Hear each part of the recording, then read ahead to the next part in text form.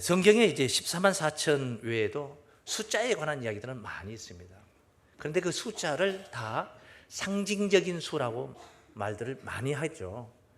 7수가 성경에 있습니다. 뭐 완전수다, 뭐 이렇게 하고 뭐 성령으로도 풀기도 하고 여러 견해들이 있습니다. 그럼 6은 뭐냐? 6은 당연히 사단의 수라고 합니다. 뭐 계시록 13장 18절에 사단의 수를 666이라고 했으니까 6이라는 말을 그렇게 생각을 하게 됩니다. 또 4, 땅의 수다. 왜 땅이라고 하느냐? 동서남북. 그래서 4는 땅의 수다. 다 이런 거는요, 사람들의 견해일 뿐입니다. 어디에 그런 말이, 6이 사단의 수다는 말이 어디에 있습니까? 굳이 666을 인용을 해서 사단의 수다가 한다면은 하나님이 천지 만물을 며칠 만에 창조했습니까? 6일 만에 창조했어요. 어찌 그리 사단의 수로 창조를 하셨느냐? 자, 성경은 몇 권입니까? 구약 39권, 신약 27권이에요. 그래서 외우기 참 쉽죠. 39, 27. 39권, 27권을 더하면 66권이 됩니다. 사단의 수입니다. 6을 사단의 수라고 한다. 성경은 사단의 책입니까? 결코 아니죠. 동서남북이라는 것은 꼭 땅에만 동서남북이 있는 게 아니에요. 하늘도 동서남북이 있습니다. 하늘은 동쪽이 없고 서쪽이 없습니까? 해가 어느 쪽에서 뜹니까? 아무 데서나 뜹니까? 동쪽에서 뜨는, 서쪽으로 넘어간다고 하고 있죠. 이렇게 7이라는 것을 완전수다, 하나님의 수다, 천만의 말씀이에요. 누가복음 8장 2절에 보면 막달라 마리아가 7마귀에 들렸던 사람으로 소개합니다. 7마귀, 마귀도 7마귀예요. 계시록 13장에 보면은 바다에서 올라오는 짐승이 있는데 그 머리가 7이라고 합니다. 7. 그것을 17장 9절에서는 7머리는 7산이요 7왕이라. 사단의 조직 아닙니까? 짐승의 조직 아닙니까? 7이잖아요. 그것을 다 이렇게 자기 편리한 대로 끌어다가 상징적인 것이다, 이렇게 할 수 없는 것입니다. 사람의 견해일 뿐이다.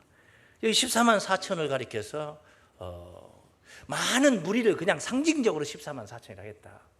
그게 또 어디가 있습니까? 그런 말이 또 어디가 있습니까? 많은 무리를 상징적으로 했다는 말이 성경에 그게 어디 있냐는 거예요. 그걸 뭘로 성경적으로 입증할 수 있느냐? 입증을 못하는 거예요. 사실 많은 무리는 말입니다. 많은 무리. 왜 14만 4천에 관해서 예민하냐? 이상한 교단의 몇몇 교단이 14만 4천 명만 구원받는다 해서 14만 4천 명을 전도하고 하기 위해서 포교 활동을 열하게 하고 일반 성도들을 막 유린을 하고 그렇습니다. 그러다 보니까 이걸 견제하기 위해서 14만 4천은 많은 무리인데 상징적인 수다. 그걸 꼭 알아서 그렇게 하는 소리는 아니에요. 14만 4천 명만 구원받는 건 아닙니다. 그래서 그걸 아니다면 그런 말을 성경적으로 입증을 시켜야 되겠죠, 당연히. 성경에 없는 말은 옳다, 그렇다, 말을 확정 지었기가 단언하기가 어려운 거예요. 그러나 성경에 있는 말은 단언할 수가 있는 것이죠. 오늘 본문은 계시록 7장 4절부터 8절까지인데 이것은 14만 4천을 입맞은 자의 수를 세보니 14만 4천이니 하고 이제 유다 지파 중에 1만 2천이요, 르우벤 지파 중에 1만 2천이요, 쭉 해서 12지파를 1만 2천씩 12지파, 그래서 14만 4천을 계수하고 나서 본문 뒤에 이제 우리가 다음에 이제 보실 말씀들인데 9절 말씀부터 이런 내용들이 나옵니다. 9절, 당장에 9절 하나만 보더라도 본문에 있는 9절 말씀을 한번 보죠. 이 일 후에, 이 일이 뭡니까? 14만 4천을 1만 2천씩 지파별로 계수하고 난 후에, 그런 말이에요. 14만 4천과 별개로 지금 별개로 얘기하고 있는 거예요. 이 일 후에 내가 보니 각 나라와 족속과 백성과 방언에서 아무라도 능히 셀 수 없는 큰 무리가 흰옷을 입고, 큰 무리가 흰옷을 입고 이게 등장을 한 것이 큰 무리이다.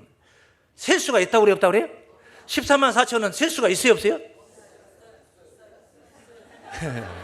그렇게 금세 헷갈리잖아요. 14는 금세 계수했잖아요. 1만 2천씩, 1만 2천씩 지파별로 쭉 계수해보니까 14만 4천이 딱 되잖아요. 계수했잖아요. 그런데 여기는 이 일 후에 셀 수 없는 큰 무리가 흰옷을 입고 나타났어요. 궁금해요, 안 궁금해요? 궁금하면 500원이라 하잖아요. 그냥 무료로 가르쳐 드리죠, 뭐. 13절에 여기 나와 13절에 뭐라고 적혀있는가? 예? 장로 중에 하나가 응답하여 내게 이르되 이 흰옷 입은 자들이 누구며 또 어디서 왔느뇨? 궁금하죠. 그러니까 그렇게 물어본 거예요. 그러니까 답변을 합니다. 예? 내가 가로되 내 주여 당신이 알리이다 하니 그가 나더러 이르되 이는 큰 환난에서 나오는 자들인데 어린 양의 피에 그 옷을 씻어 희게 하였느니라 그래요. 어린 양의 피에 그 옷을 씻어 희게 했다는 것은 뭐예요? 정결하게 됐다는 게 아닙니까? 그 구원의 백성 아닙니까?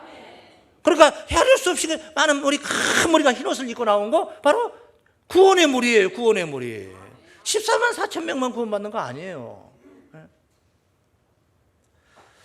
이 상징적인 수다 하다 보니까는 그러면 이제 또 뭐냐, 문자적으로 기록된 내용이 뭐냐면 이스라엘 지파 중에서 입 맞은 자가 1만이 전시에 14만 4천이라 지파별로 하니까 이거는 이스라엘 나라 저 중동 지방에 있는 저 구약 시대 이스라엘 나라 사람들의 그 인침 받은 자들이 14만 4천이다. 또 그렇게 그것도 성경이 있으니까 그럴 듯한 거죠 우리가. 그런데요, 이 계시록이 기록된 내용은요 지나간 역사적인 사건을 쓴 역사설이 아닙니다. 저 이스라엘 백성들의 역사를 증거하고 있는 책이 아니에요.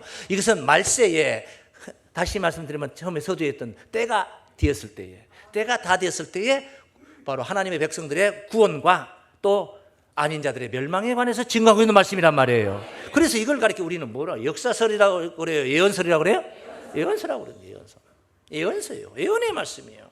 그러니까 이건 예언의 말씀이니까 말세에 이스라엘 백성들의 인치는 역사가 있다는 거죠. 무슨 이스라엘이겠어요? 영적 이스라엘이죠. 그래서 이 이스라엘을 그 표면적 이스라엘과 이면적 이스라엘을 우리가 구분을 해야 되는 거예요. 성경을 읽을 때 그렇게 구분해서 읽어야 돼요. 구분해서 봐야 되는 겁니다. 구약시대 이스라엘을 빙자하여서 빗대어서 신약시대 새 이스라엘에 관한 이야기를 또 논할 수가 있는 거기 때문에 말이에요. 그래서 첫째, 우리 한번 따라하십니다. 표면적 이스라엘과 이면적 이스라엘을 구분하자. 그 유대인들이 말입니다. 표면적 유대인과 이면적 유대인이 있어요. 실제로 있어요. 할례도 표면적 할례가 있고 이면적 할례가 있는 거예요. 할례는 남자의 생식기 양피를 베는 게 할례예요. 할례. 그 유대인들은 할례를 다 받았어요. 할례를 받았어요. 히틀러가 유대인들을 학살할 때에 바지를 내려가지고 할례를 받았나 받았나를 가지고 찾기도 색출하기도 했다고 합니다. 그런 할례를 받았다 해서 그래서 이제 창세기 17장에 아브라함을 통해서 언약한 하나님인데 하나님의 백성이라는 것을 표시로 한 게 할례. 그런데 그 할례가 표면적 할례, 신체적으로 어떤 우리가 하나님의 백성이다 하고는 표시를 한다 해서 하나님의 백성 되는 거 아니에요. 속사람이 하나님 백성 돼야 되는 거예요. 그래서 표면적 할례와 또 표면적 이스라엘이 있다는 거예요. 우리는 이면적 이스라엘, 이면적 할례를 받아야 될 줄로 믿습니다.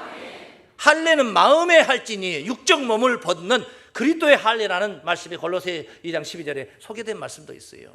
자, 로마서 2장 말씀을 한번 봅니다. 로마서 2장 28절 말씀.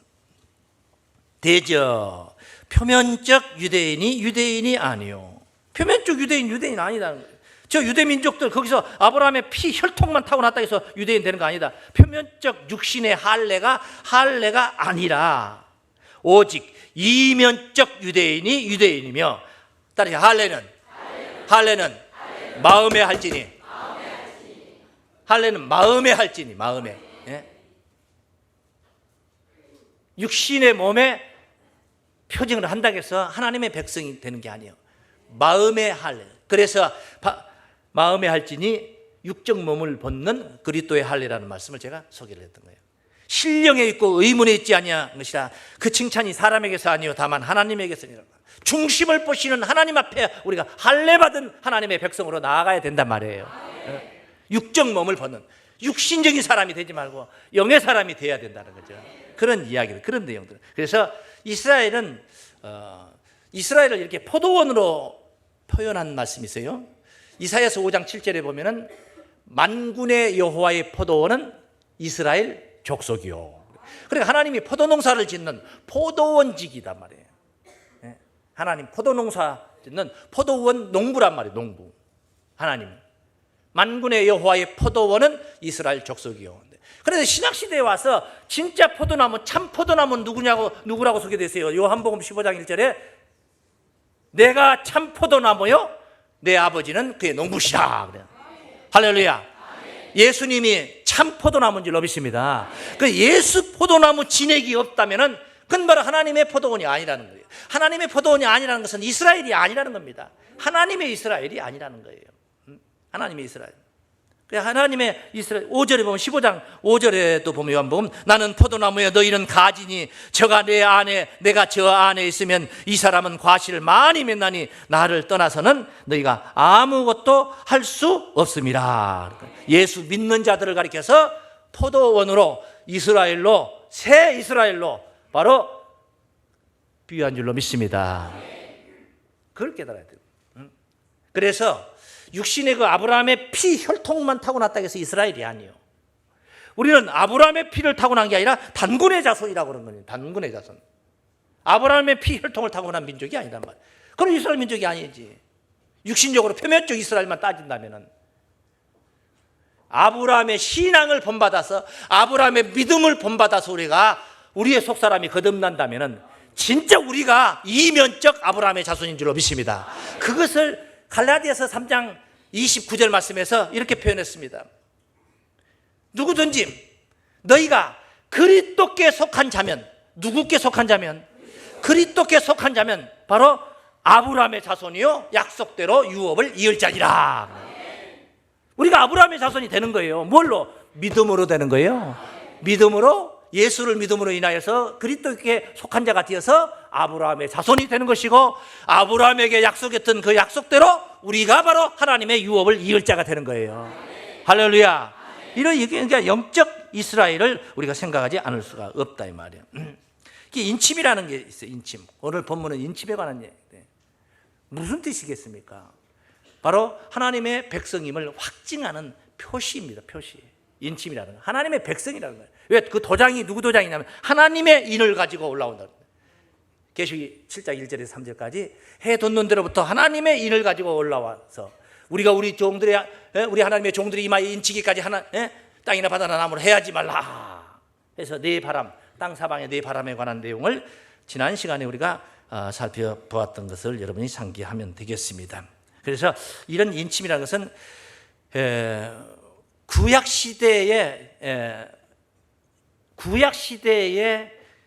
이스라엘 백성들을 인치는 이야기가 아니고 이건 이 말세에 있어질 하나님의 백성들을 찾는 그런 역사이기 때문에 14만 4천을 그냥 상징적인 수다 그냥 얼버무리고 넘어갈 일이 아니다는 것입니다.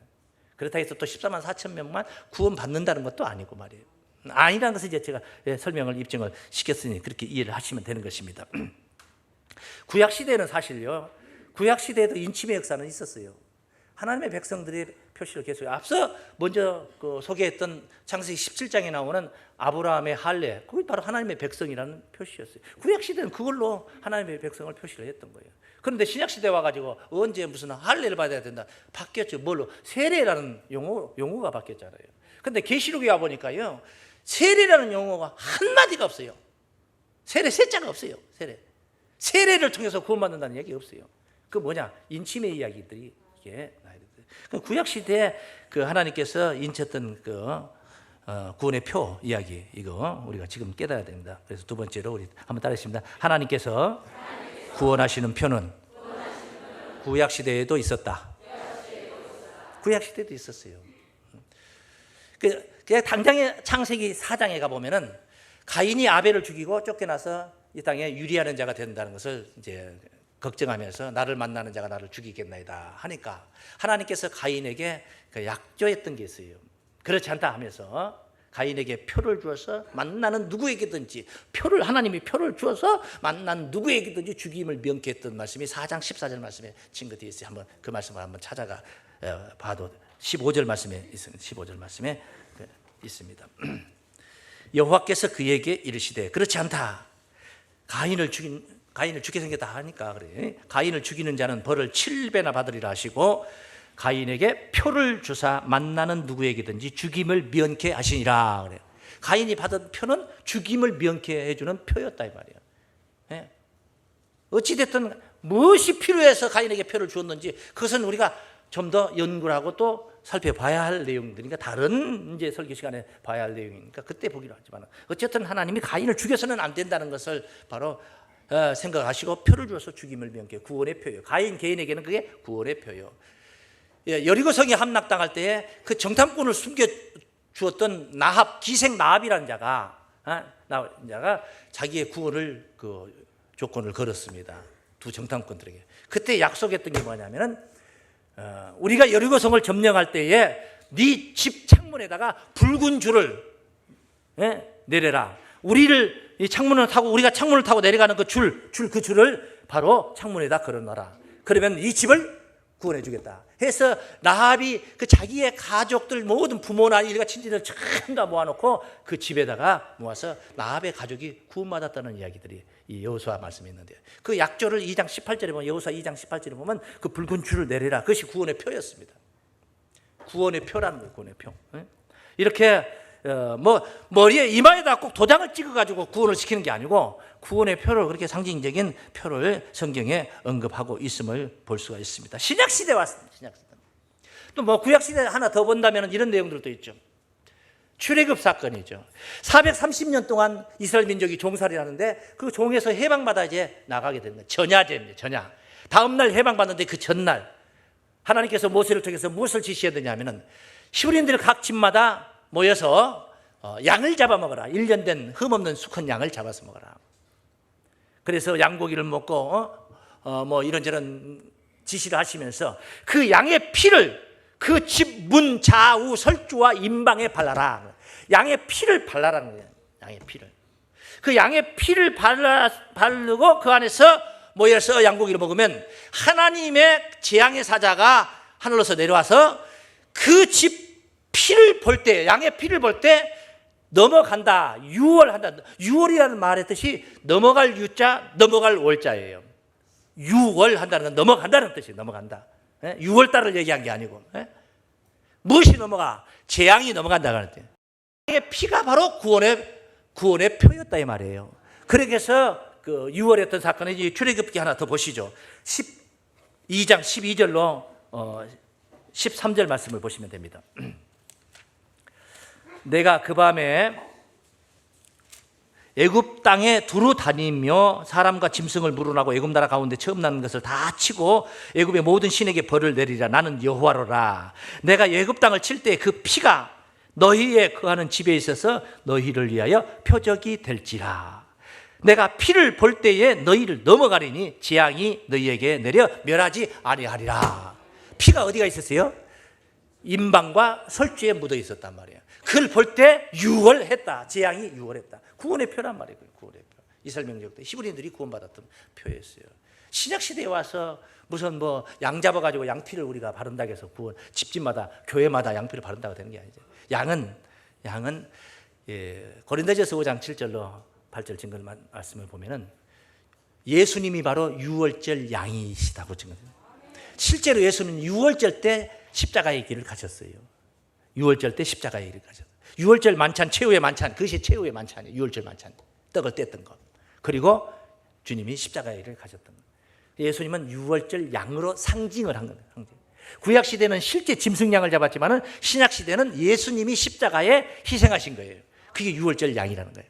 그래서 죄 문제가 해결되고 사망이 유월하는 역사가 우리 믿음의 세계, 신앙의 세계인 줄로 믿습니다. 그래서 증거한 것입니다. 그 신약 시대에 예수 피가 지금 어디다 담아놨다가 병원에서 보관하고 있다가 피를 이마에다 묻혀주는 것도 아니잖아요. 그럴 수 있는 것도 아니잖아요. 그 피가 육신적인 피가 그렇게 중요한 건 아니죠. 그 상징적인 의미를 우리가 깨달아야 되는 거예요. 우리 마음에 들어와야 됩니다. 그래서 그 마음에 어떻게 들어오냐? 성령의 은혜로 임하게 되는 거예요. 성령의 은혜로.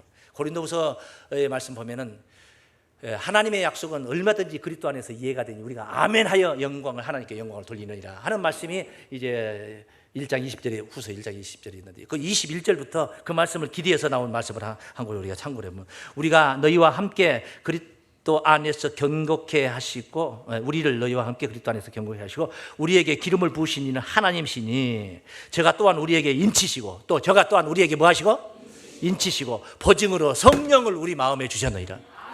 성령이 내 마음 안에 주관자가 돼야 되는 거예요. 그게 인침받은 자예요.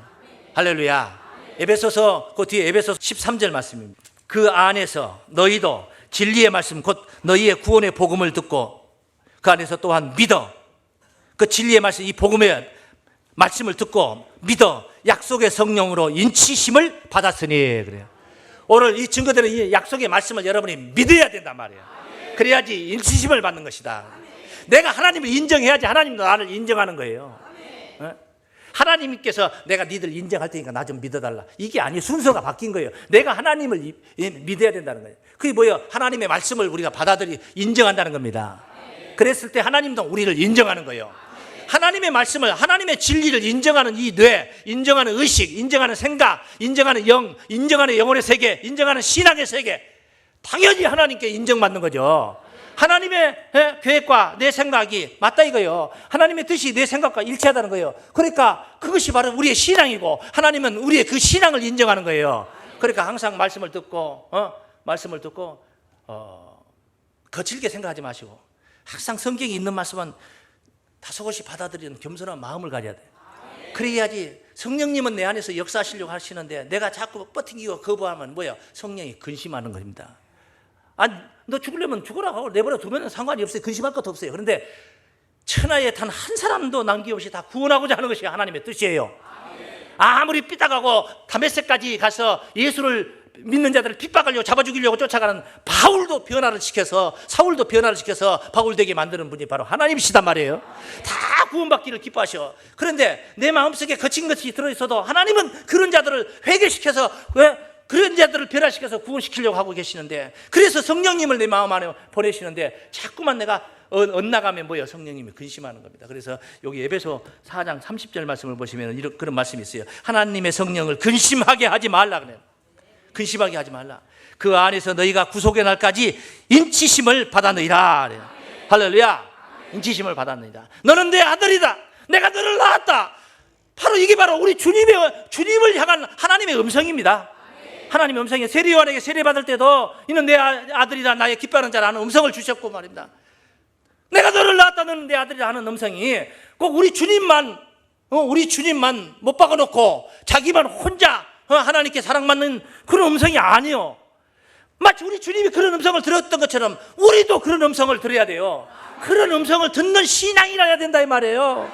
그리고 그런 말씀은 시편 2장 7절에서 증거했던 그 예언적인 말씀이죠. 그러니까 그럼 우리가 찬양 복음성가에서도 은혜롭게 많이 우리가 부르는 찬양이죠. 이 말씀을 기대해서 가사를 만들었으니까 내가 영을 전하노라 여호와께서 내게 이르시되 너는 내 아들이라 오늘날 내가 너를 낳았도다.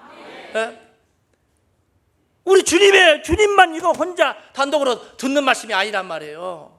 우리가 들어야 될 말씀이요. 우리의 신앙 속에서 들어야 될 말씀이요. 그게 바로 하나님께 인정받는 것입니다. 바로 인침받은 것이에요. 할렐루야.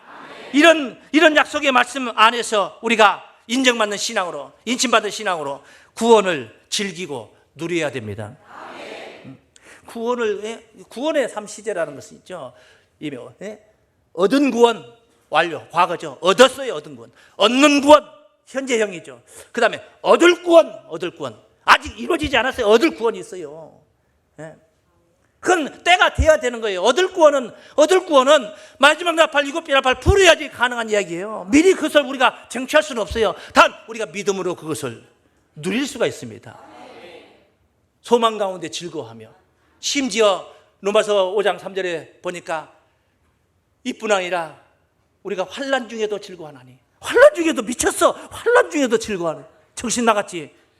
이는 환난은 인내는 연단은 소망을 이루는 줄 압니다. 그래서 즐거워하는 것이지 환난이 좋아서 즐거워하는 사람 아무도 없어요.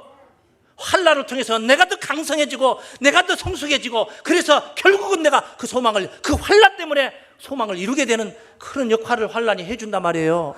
그래서 환난도 즐거워하고 긍정적으로 그냥 받아들이고 그것을 거부하지 않고 수용하는 거예요. 환난을. 이 믿음의 사람들은 그런 거예요. 하나님의 구원을 누리시기 바랍니다. 그래서 마지막으로 따라하겠습니다. 하나님께 인침받은 신앙으로 구원을 누리자. 이미 우리는 구원 받았다. 그 구원을 누리자 이거예요. 그래서 로마서 5장 1절 말씀에 하나님께 방금 제가 로마서 5장 3절을 소개했는데 그 5장 1절에 보면 그런 말씀 있잖아요. 우리가 믿음으로 의롭다 하심을 얻었습니다. 믿음으로 뭘 얻었어요? 의롭다 이 말은 옳다. 옳을 의자예요. 옳을 의자. 옳다 인정을 받았다 이 말이에요. 그러니까 그것이 하나님께 인정받았다는 겁니다. 우리의 신앙이 믿음으로 인정을 받는다는 거예요. 우리의 믿음이 하나님께로부터 인정받는 신앙이 된다는 거예요. 인정을 받았으면 다른 말로 바꾸면 이게 인침이라는 거죠. 우리 주 예수 그리스도로 말미암아 하나님으로 더불어 화평을 누리자. 할렐루야. 그리고 올해 하나님으로 더불어 화평을 누리는 해 이렇게 우리가 표도 이렇게 정했잖아요. 목표를 그렇게 정했잖아요. 하나님으로 더불어 화평을 누리자. 세상에 그냥 지겹고 힘들고 살기 퍽퍽하고 이런 삶을 살아서는 안 돼요. 구원을 즐기자.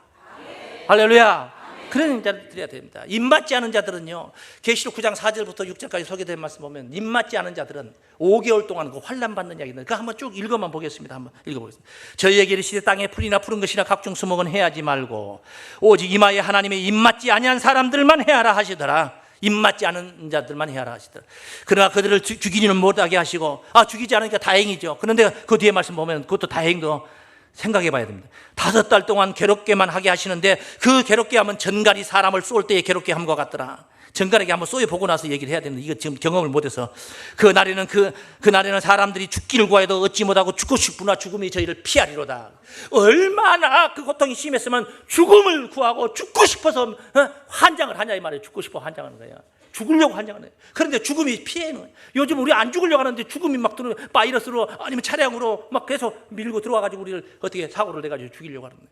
근데 이때가 되면 죽고 싶어도 못 죽어. 입맞지 않은 자들은 5개월 동안 환난을 받는데 전갈이 사람을 쏠 때에 괴롭게 한 것 같더라. 안 쏘여봤으니까 뭐 설명이 안 되는 거예요.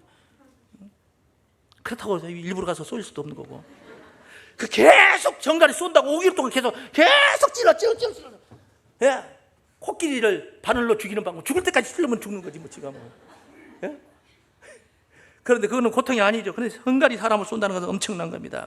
이것을 사람 가운데 첫 열매로 인침받은 자들을 계시록 14장 3절부터 소개가 되어 있습니다. 14장 3절부터 소개된 이 말씀은 한번 봐야 되겠죠. 저희가 보좌와 내 생물과 장로들 앞에 새 노래를 부르니 땅에서 구속함을 얻은 14만 4천 인 밖에는 요 인자가 뭐냐? 사람 인자라면 사람의 정의를 국어사전에서 한번 찾아봤어요. 예. 부모님의 태에서 태어나서 출생하여서 사망을 당하기 직전까지의 자연인 그렇게 국어사전. 신학적으로 하나 더 그것을 바꾼다면 하나님의 피조물 그렇게 바꿔야 돼요. 자연인이 아니라 언어가 있고 사유가 있는 그런 피조물 하나님의 피조물이다. 사람 인자를 썼어요. 사람이다 이 말이야. 14만 4천 인 밖에는 능히 이 노래를 배울 자가 없더라. 이 사람들은 이 영혼들이라고 사람들이라고 그래요. 이 사람들은 여자로 더불어 더럽히지 아니하고 정절이 있는 자를 어린 양이 어디로 인도하든지 따라가는 자며 사람 가운데서 구속을 받아 처음 익은 열매로 하나님과 어린 양에 속한 자들이니 그 입에는 거짓말이 없고 흠이 없는 자들이더라. 사람들은 이렇게 하나님께 인정받는 구원받는 사람 가운데서 처음으로 하나님이 거둬들이는 거예요. 그 계시록 14장에 가서 겨우 그때 가서 이제 처음으로 거둬들인 자가 나타나는 거예요. 구약시대에 이미 있어져 버린 것이 아니고 첫 열매란 사람 중에서 처음으로 거둬들인 거예요. 하나님 첫 열매라는 겁니다. 예수님이 첫 열매인데요. 예수님은 잠자는 자들 가운데 첫 열매예요. 부활의 1번이단 말이에요. 부활 첫 열매. 여기는 13만 4천은 사람 가운데 첫 열매라. 할렐루야. 이런 엄청난 구원이 시온산에서 어린 양과 함께 있다는 것을 1장부터 증거된 말씀입니다. 이런 세계가 우리에게 온 것은 아닙니다. 지금 와 있는 건 아니에요. 그러나 우리가 믿음이 뭡니까? 히브리서 11장 1절 말씀이 믿음은 바라는 것들의 뭐예요? 우리가 이것을 바라는 겁니다. 바라는 건 뭐예요? 실상이다. 지금 있다 이겁니다. 있어서 있는 게 아닙니다. 없는데 있는 겁니다. 왜? 그 믿음 안에서 우리는 있는 걸로 생각을 합니다. 이미 이것을 우리는 가졌다고 생각해요. 그래서 누리는 겁니다. 보지 못하는 거 아직 그거 보지도 못했는데 이미 우리는 가지고 그것을 또 증거를 하는 겁니다. 이게 믿음의 세계예요. 여러분의 믿음의 세계가 하나님 앞에 인침받고 인정받는 신앙으로 오늘 또 구원을 누리는 거룩한 성도들이 되실 주의 이름으로 축원합니다.